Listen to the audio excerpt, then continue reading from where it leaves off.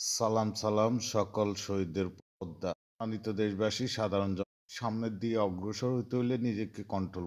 আপনারা জানেন আমি দীর্ঘদিন বিভিন্ন জিম্মি হয়রানি অথবা মানসিক টর্চার আমার কিছু সংখ্যক শত্রুপক্ষ এই মহিলাকে হাতে নিয়ে তার অর্থ উপভোগ করার জন্য অথবা তাকে জোরপূর্বক দেহ ব্যবসা করার জন্য দৈন্যপুর হইতে আমার এলাকা হইতে বিভিন্ন জায়গায় আমার নামে গুজব রটি আমাকে অনেক বিভ্রান্ত করে মানসিক টর্চার। কিছুদিন আগে আমাকে অস্ত্রের মুখে জিম্মি করে সাপ মার্ডারের হুমকি। লক্ষ্মীপুর মাদামে 12 তারিখ রাত্রে মহিলা ইসুব নামে একটা সন্ত্রাসীর সাথে সেবন করে আমাকে অস্ত্রের মুখে ঠেট এবং জিম্মি দেয়, মার্ডারের হুমকি দেয়। এসপি মহোদয়ের কাছে দুইবার অভিযোগের কাগজ পাওয়ার চেষ্টা করি, কিন্তু তার বিভিন্ন সন্ত্রাসী দিয়ে ওই কাগজগুলো আমার থেকে হাতিয়ে নিয়ে হুমকি দেয়। লক্ষ্মীপুর জজ মহোদয় এবং ডিসি মহোদয়, আপনাদের দৃষ্টি আকর্ষণ যে অভিযোগটা দিয়েছি আমি যেন 17 তারিখে আমার সুস্থ বিচারটা পাই।